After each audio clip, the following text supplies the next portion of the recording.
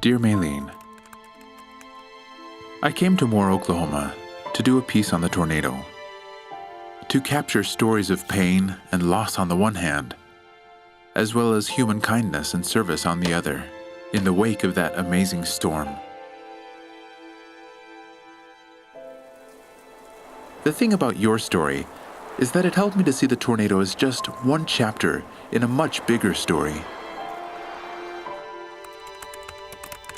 I don't think my story is particularly special. When I married my second husband, we became a blended family. A short time later, we learned that my sister's children were in need of a more stable home.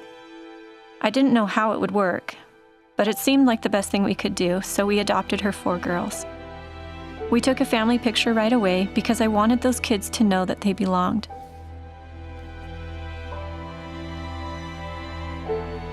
A couple of years went by and our marriage was struggling.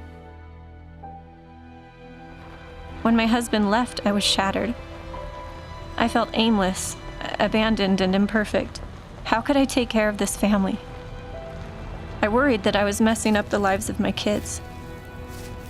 I was overwhelmed, working 3 jobs. One morning I was ready to give up. I felt sure that I just couldn't handle even one more day. One more day. That day, the tornado came.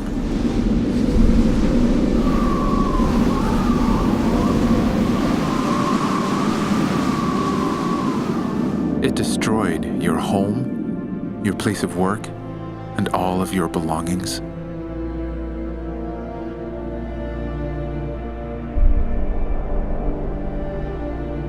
I was working at Plaza Towers Elementary School when the tornado struck. 4 of my kids were in the school too. I laid my body over a group of kindergartners as debris rushed around us. The roof came off and the storm completely destroyed the school. I was rushed to the hospital, and for 9 hours, I didn't know whether all of my kids were alive. That morning, I had wanted to give up. I had wanted to throw everything away. But when I faced the reality that I might have lost my kids, that I might not see their faces or hear their laughter again, I changed my mind.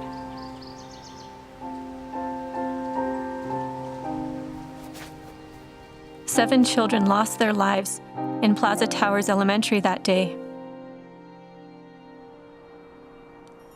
Late that night, when my kids and I were all together again, all alive and safe, I felt that no matter what happened, moving forward with God's help, we were going to make it.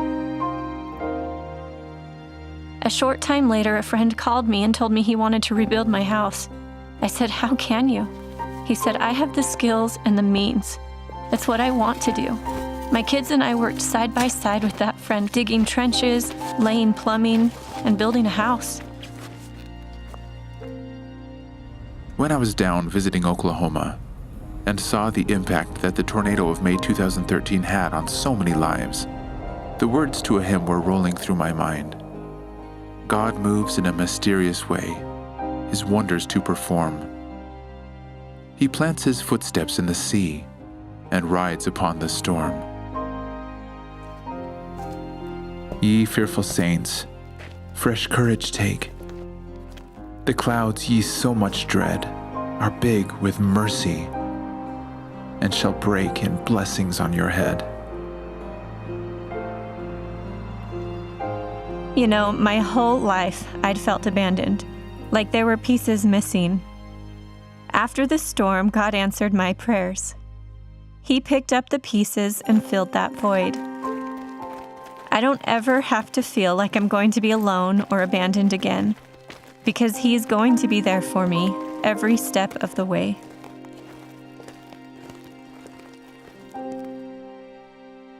Though we will face trials, heartaches, and all manner of afflictions, our caring, loving Savior will always be there for us. He has promised, "I will not leave you comfortless. I will come unto you."